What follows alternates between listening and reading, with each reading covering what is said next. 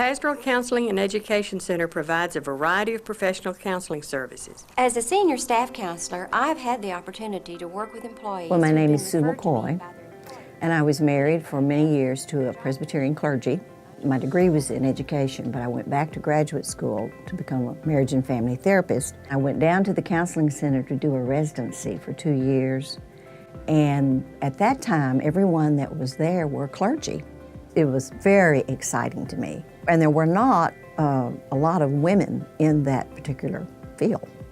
This group of clergy from all different denominations would meet together. Greater Dallas Community of Churches, it was called. They decided that they didn't have the skills to do all the counseling. So they went to Dr. Pepper, who was the head of the chaplaincy at Parkland, and he started the center. The center started in 1968 to be a resource for all the community.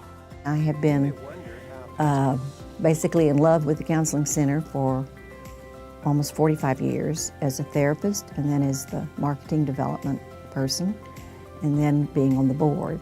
The impression I got of Sue, and I don't think I was wrong then, and I don't think I'm wrong now, is that she's very much a calming factor. And she's very open-minded, and she brings a wealth of knowledge about the center. We're quite frankly humbled by those who came before us, and we're excited about those we have now and for future staff to continue that mission. I'm reminded of the importance of carrying on that legacy. As a board member, what I feel most proud of being part of this organization is the ability that we have to remove barriers to mental health care. We make mental health care accessible to all. And that's no easy feat, but we have satellite offices all over not just Dallas, but into other communities such as McKinney or into parts of West Dallas. We're very honored to serve alongside other nonprofits who are meeting a wide variety of needs.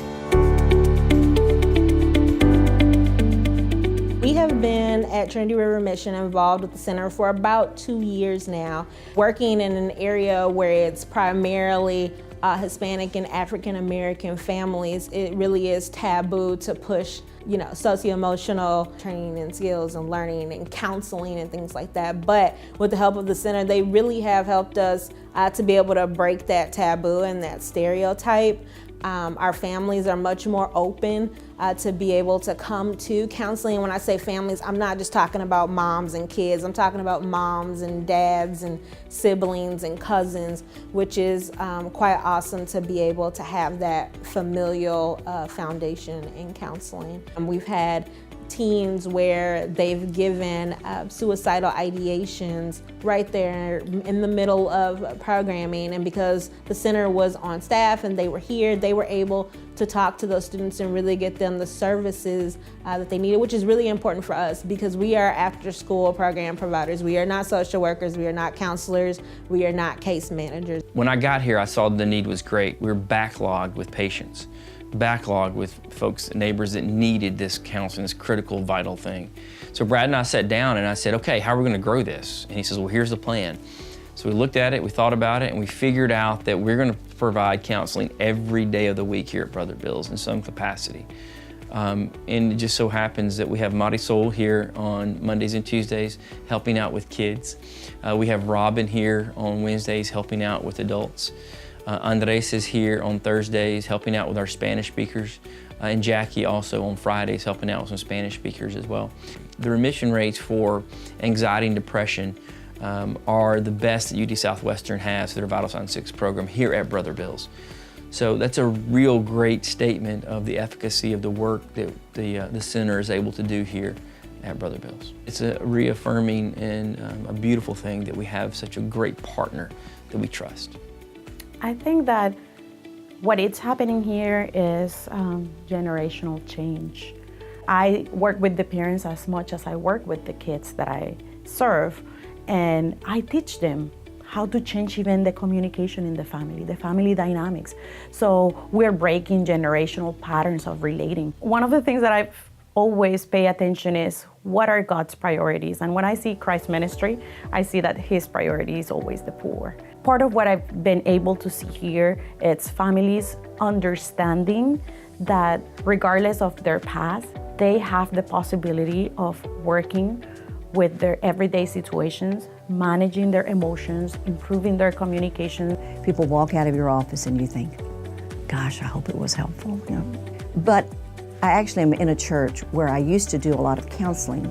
So I see people that I saw years ago, and they'll come up to me sometimes and say, thank you, or I was going through this grief. And so it's very, that's affirming, and so I have to give God the credit for allowing me to be in that position, and then to have some feedback, which I didn't expect. Any of us can be knocked off balance. Any of us can go through a challenge that we, quite frankly, wonder if we'll ever make it through. We have witnessed and seen the impact on several generations already. We are looking forward to continuing to serve to see future generations be impacted by our work. So we're here to help people now, but we know just as the previous 50 years have brought people hope, we are here for the next 50 years.